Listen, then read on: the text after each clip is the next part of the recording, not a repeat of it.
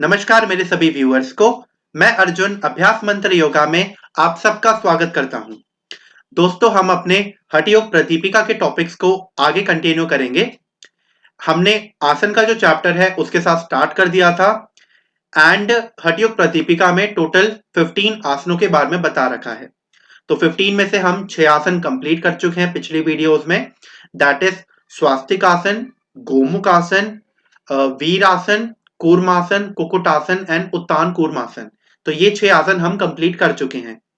आज की वीडियो में हम नेक्स्ट 5 आसन कंप्लीट करेंगे। That is dhanurasana, Matsyendrasana, Paschimottanasana, mayurasana and shavasana. तो चलिए बढ़ते हैं आसन की तरफ। तो 7th आसन है हमारा धनुरासन। धनुर का मतलब होता है बो, इसलिए हम धनुरासन को इंग्लिश में कहते हैं बो पोज। अब ये आसन करना कैसे है? Hold the toes with the hands, pull them up to the ears like stretching a bow. अब आपको अपने पैर के अंगूठों को हाथों से पकड़ना है और खींचते हुए कान की तरफ लेकर आना है, जस्ट लाइक यूर स्ट्रेचिंग अ बो। अब कुछ वेरिएशन बता रखी है धनुरासन की, जैसे कि सरल धनुरासन। सरल का मतलब होता है इजी, तो सरल धनुरासन को इंग्लिश में हम कहेंगे इजी बो पोज। अब इजी बो पोज या सरल धनुरासन करना कैसे है? पेट के बल आपको लेटना है, पैरों को घुटनों से बेंड करना है और अपने एंकल्स को पकड़ना है या फिर अपने टोस को पकड़ना है। एंड क्योंकि ये सरल धनुरासन है तो आपको इसे इजी वे में करना है। जितना आप अपनी चेस्ट उठा सको, जितना अपने पैर उठा सको, उतना ही उठाना है अपने कंफर्ट के अकॉर्डिंग। फिर है हमारा धनुरासन, that is the bow pose. इसमें आपको मैक्सिमम अपने पैरों को ऊपर उठाना है, अपने हाथों को ऊपर उठाना है। फिर आता है हमारा पूर्ण धनुरासन, फुल बो पोज। इसमें आपको टोस पकड़ने हैं, देन फिर अपने शोल्डर्स को और अपने एल्बोस को आगे की तरफ ट्विस्ट करना है, कुछ इस तरीके से। तो ये है हमारा पूर्ण धनुरासन, फुल बो पोज। जब आप ये धनुरासन करोगे तो आपको किन जगहों पे कंसंट्रेट करना है? तो 2 चक्र है जहां पे आपको कंसंट्रेट करना है। एक है विशुद्धि चक्र जो है आपका थ्रोट के पास, एक है मणिपुर चक्र जो है नेवल के पास। तो आप देख सकते हैं थ्रोट के पास आप कंसंट्रेट करें इस आसन को करते समय एंड नेवल की तरफ, यहाँ पे आपका विशुद्धि चक्र है, थ्रोट पे, नेवल पे मणिपुर चक्र। अब क्योंकि चक्र की बात आ चुकी है तो टोटल कितने चक्र हैं हमारे शरीर में उसको हम जान लेते हैं। तो टोटल 7 चक्र होते हैं। अगर हम नीचे से चालू करें तो सबसे पहला है मूलाधार चक्र जो लोकेटेड है at the base of the spine. उससे ऊपर आए आता है हमारा स्वादिष्टांग चक्र जो है रिप्रोडक्टिव ऑर्गन के पास। फिर है Manipur chakra, that is near to the navel. फिर आते हैं चेस्ट के पास, that is the heart chakra जिसे हम अनाहत चक्र कहते हैं। थ्रोट पे है हमारा विशुद्धि चक्र, आईब्रोज के सेंटर पे है आज्ञा चक्र और टॉप ऑफ द हेड पे, क्राउन ऑफ द हेड पे है हमारा सहस्त्रार चक्र। तो ये 7 चक्र हैं हमारे शरीर में। अब हम धनुरासन के बेनिफिट्स को हम समझ लेते हैं। धनुरासना स्टिमुलेट सोलर प्लेक्सिस और द मणिपुर चक्र। तो मणिपुर चक्र को ही इंग्लिश में हम सोलर प्लेक्सिस कहते हैं। मणिपुर चक्र के एक्टिवेशन में हेल्प करता है धनुरासन। कौन कौन से ऑर्गन्स पे प्रभाव डालता है? डाइजेस्टिव ऑर्गन पे, एलिमिनेटरी, रिप्रोडक्टिव एंड एक्सक्रीटरी ऑर्गन को स्टिमुलेट करता है धनुरासन।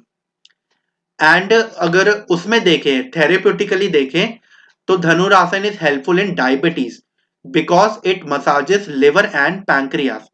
तो पैंक्रियास एक ऐसा ग्लैंड है, एक ऐसी ग्रंथि है हमारे शरीर में जो शुगर लेवल को कंट्रोल करता है। लिवर एक ऐसा ऑर्गन है जो फैट के डाइजेशन में हेल्प करता है। धनुरासन करने से इन 2 ऑर्गन्स पे प्रभाव पड़ता है जो डायबिटीज में आपको काफी हेल्प करेगा। तो अगर ऐसा कहा जाता है, अगर कोई पर्सन टाइप 2 डायबिटीज से सफर कर रहा है और वो धनुरासन कर पाए अगर अच्छे से, तो वो डायबिटीज को इरेडिकेट कर सकता है। अब क्योंकि धनुरासन करते समय हमारी चेस्ट भी एक्सपैंड होती है, तो बहुत से चेस्ट एलिमेंट्स हैं, चेस्ट की जो बीमारियां होती हैं उसमें भी काफी हेल्पफुल है।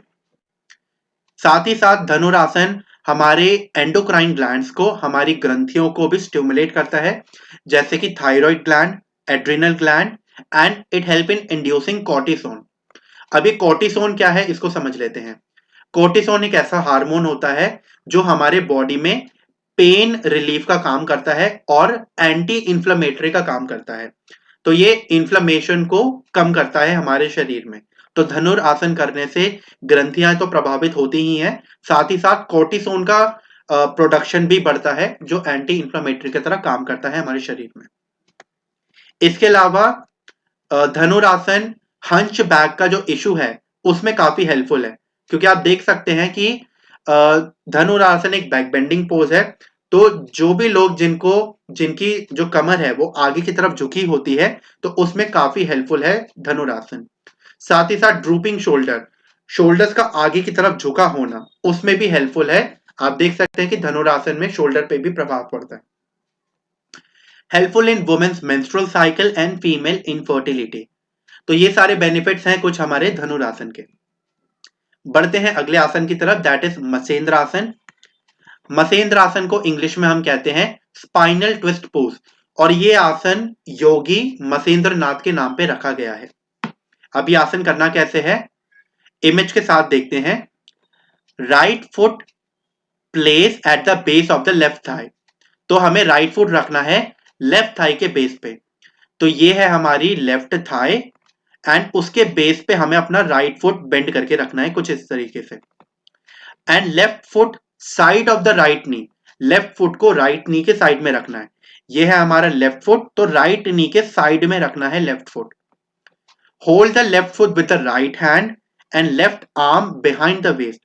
लेफ्ट फीट को पकड़ना है राइट हैंड से और जो लेफ्ट आर्म है उसको वेस्ट के पीछे की तरफ रखना है। तो ये है आपका मसेंद्र आसन। कुछ वेरिएशन है मसेंद्र आसन की, जैसे कि अर्ध मसेंद्र आसन, हाफ स्पाइनल ट्विस्ट पोज। तो ये वाला जो आसन है ये है आपका अर्ध मसेंद्र आसन। एंड दूसरा है पूर्ण मसेंद्र आसन। पूर्ण मसेंद्र आसन को कहते हैं फुल स्पाइनल ट्विस्ट पोज। इसमें आपको बस एक पैर से पद्मासन लगाना है। इस इमेज में आप देखोगे एक पैर से पद्मासन लगाना है, बाकी सारे स्टेप अर्ध मसेंद्र आसन वाले ही हैं। तो ये है आपका पूर्ण मसेंद्र आसन। मसेंद्र आसन करते समय आपको कौन से चक्र पे कंसंट्रेट करना है, वो है आज्ञा चक्र। तो जब भी आप मसेंद्र आसन करना है तो आज्ञा चक्र पे कंसंट्रेट करना है। अब बेनिफिट क्या है मसेंद्र आसन के। मसेंद्र आसन help in increasing digestive fire. जठराग्नि जो है उसको प्रज्वलित करने में काफी हेल्पफुल है मसेंद्र आसन। Help in awakening of kundalini, कुंडली के जागरण में भी काफी हेल्पफुल है। एंड अवेकन द मणिपुर चक्र, मणिपुर चक्र है उसके इसको भी रेगुलेट करने में, उसको भी अवेकन करने में काफी हेल्पफुल है मसेंद्र आसन। कौन कौन से ऑर्गन्स पे प्रभाव डालता है, तो आप देख सकते हो क्योंकि आपके एब्डोमेन की तरफ प्रेशर आ रहा है तो एब्डोमिनल कैविटी में जो जो आसन है वो सारे प्रभावित होंगे, जैसे कि liver, spleen, kidney, stomach and colon. Colon का मतलब है अतड़ियां, that is small intestine and large intestine. अब थेराप्यूटिकली देख लेते हैं। कुछ कुछ बीमारियां हैं जिसमें काफी हेल्पफुल है मसेंद्र आसन, that is lumbago, rheumatism, slip disc, diabetes, constipation, dyspepsia and urinary problem. तो आपको एग्जाम में क्वेश्चन पूछ सकते हैं जिसमें आपको बीमारियों के नाम बता दिए जाएंगे और कह दिया जाएगा कि कौन सा आसन इसमें से हेल्पफुल है। तो आपको पता है कि इन सब बीमारियों में थेरेप्यूटिकली अर्ध मसेंद्र आसन हेल्पफुल है। बढ़ते हैं अगले आसन की तरफ, दैट इज पश्चिमोत्तान आसन। पश्चिमोत्तान आसन को इंग्लिश में कहते हैं बैक स्ट्रेचिंग पोज। तो ये फॉरवर्ड बेंडिंग आसना है। अब करना कैसे है, both the legs stretched in front, दोनों पैरों को सामने की तरफ स्ट्रेच करना है। Bend forward, hold the toes with both the hands, आगे की तरफ झुककर दोनों अंगूठों को अपने हाथों से पकड़ना है। Touching forehead to the knee, और फोरहेड को नीचे अपने फोरहेड को नी पे टच करना है। तो ये है आपका पश्चिमोत्तान आसन। एक वेरिएशन है दैट इज गत्यात्मक पश्चिमोत्तान आसन। गत्यात्मक का मतलब जो चीज गति में हो, तो इंग्लिश में हम इसको कहते हैं डायनामिक बैक स्ट्रेच पोज। तो ये जो गत्यात्मक पश्चिमोत्तान आसन है वो ओबेसिटी में काफी हेल्पफुल है। अब ये करना कैसे है, पर्सन को पहले शवासन में लेटना है एंड फोर्सफुली एक्सेल करते हुए हाथों को आगे लाना है और फोरहेड को पश्चिमोत्तानासन में टच करना है नी पे। तो ऐसा उसे बैक एंड फोर्थ मूवमेंट करनी है, पीछे से आगे ऐसे करके मूवमेंट करनी है। यह है आपका गद्यात्मक पश्चिमोत्तानासन, जो एब्डोमेन का जो फैट है उसको बर्न करने में, उसको खत्म करने में काफी हेल्पफुल है। पश्चिमोत्तानासन के बेनिफिट क्या क्या है वो समझ लेते हैं। मणिपुर चक्र के एक्टिवेशन में काफी हेल्पफुल है Paschimottanasana. Tones the back, shoulder, arms and leg. आप आसन को देख के ही बता सकते हो कि कौन सी जगह पे प्रभाव आएगा। तो बैक की मसल को स्ट्रेच करेगा, शोल्डर की मसल्स को, लेग्स की मसल को स्ट्रेच करेगा। अब कौन कौन से ऑर्गन्स पे प्रभाव डालता है? Pancreas, spleen, liver, reproductive organ and adrenal glands. तो जो भी एब्डोमिनल कैविटी में आते हैं हमारे ऑर्गन्स, उनको स्टिमुलेट करता है पश्चिमोत्तानासन। थेराप्यूटिकली देखें तो ओबेसिटी में, डायबिटीज में, कॉन्स्टिपेशन में, फ्लॉटुलेंस, फ्लॉटुलेंस का मतलब gas related problem, loss of appetite, appetite का मतलब भूख ना लगना, तो जिन लोगों को भूख ना लगने की दिक्कत होती है उसमें काफी हेल्पफुल है पश्चिमोत्तानासन। एंड सेक्सुअल डिसऑर्डर्स में और वुमेन के मेंस्ट्रुअल साइकिल में अगर कोई प्रॉब्लम आती है तो उसमें भी काफी हेल्पफुल है पश्चिमोत्तानासन। चलिए बढ़ते हैं अगले आसन की तरफ, दैट इज मयूर आसन। मयूर, मयूर का मतलब होता है पीकॉक, इसलिए मयूर आसन को इंग्लिश में हम कहते हैं पीकॉक पोज। अब ये आसन करना कैसे है? Lie on the abdomen, both the hands on the ground. तो आपको पेट के बल लेटना है और अपने हाथों को इस तरीके से रखना है जमीन पे। Elbow at the side of the navel, दोनों एल्बोस को नेवल के साइड में रखना है। And raise the body up, body को ऊपर की तरफ उठाना है, पैर की तरफ से भी एंड आगे की तरफ से भी, और एक स्टिक की तरह अपनी पूरी बॉडी को सीधा रखना है। This is called as the मयूर आसन। मयूर आसन करते समय हमें कहाँ कंसेंट्रेट करना है? हमें कंसेंट्रेट करना है मणिपुर चक्र में। हमारा मणिपुर चक्र था नेवल पे, अब क्योंकि हमारी एल्बो प्रेस कर रही है तो हमारे मणिपुर चक्र पे हमें कंसेंट्रेट करना है। अब मयूर आसन किन लोगों को नहीं करना है, क्या क्या कॉन्ट्रा इंडिकेशंस है? वो लोग जिनको पेप्टिक अल्सर की प्रॉब्लम है, हर्निया की, कोई हार्ट डिजीज है, हाई बीपी की प्रॉब्लम है, ब्रेन में ट्यूमर है, ईयर, आई या नोज का कोई इंफेक्शन है, तो वो लोग पहले अपनी इन प्रॉब्लम को ठीक करें, उसके बाद वो मयूर आसन करें। एक वेरिएशन है मयूर आसन की, that is called as the पदम मयूर। पदम का मतलब लोटस, तो पदम मयूर आसन को हम कहते हैं लोटस पीकॉक पोज। इसको बिल्कुल मयूर आसन की तरह ही करना है, बस इस क्या वेरिएशन है कि आपको पैरों से पद्मासन लगाना है, तो पद्मासन लगा के मयूर आसन करना है। अब क्या बेनिफिट है मयूर आसन के? मयूर आसन help in Kindling the gastric fire, जो जठराग्नि है उसको प्रज्वलित करने में काफी हेल्पफुल है मयूर आसन। And it can even digest the deadly poison कालाकुटा। तो ये वाला जो बेनिफिट है इसको आपको अच्छे से याद रखना है कि मयूर आसन एक ऐसा आसन है, अगर आप ये आसन करो तो आप जो पॉइजन है उसको भी आप डाइजेस्ट कर सकते हो, उसको भी खत्म कर सकते हो, चाहे वो पॉइजन कितना भी जहरीला हो। एंड सिंबल के तौर पे यहाँ पे बात की गई है कालाकुटा पॉइजन के बारे में। अब ये कालाकुटा पॉइजन है कौन सा? कालाकुटा को हम हाला हल के नाम से भी जानते हैं। एंड ये वो पॉइजन है जो समुद्र मंथन के समय बाहर आया था। तो स्टोरी मैं थोड़ी बता देता हूं समुद्र मंथन की, कि देवता और असुर के बीच में युद्ध हो रहा था अमृत को लेकर, कि किसको अमृत मिलेगा। तो उसी के लिए मंथन हुआ था। एक पर्वत था मंदार पर्वत, तो विष्णु ने एक अवतार लिया था जिसे हम कहते हैं कूर्म अवतार, एक कछुए का अवतार लिया था, और कछुए के पीठ पे था मंदार पर्वत। अब मंदार पर्वत पे एक रस्सी के तौर पे एक सांप को बांध दिया गया था। सांप का नाम था वासुकी, एंड ये वही सांप है जो शिव जी के गले में होता है। तो वासुकी सांप को मंदार पर्वत के आसपास बांध दिया गया था एक रोप की तरह। एक तरफ थे असुर, एक तरफ थे देवता, दोनों ही पर्वत को चर्न कर रहे थे। एंड उस चर्निंग में समुद्र से काफी सारी चीजें बाहर निकली। जो सबसे पहली चीज निकली थी वो था पॉइजन। उसी पॉइजन का नाम है कालाकुटा या फिर हालाहल।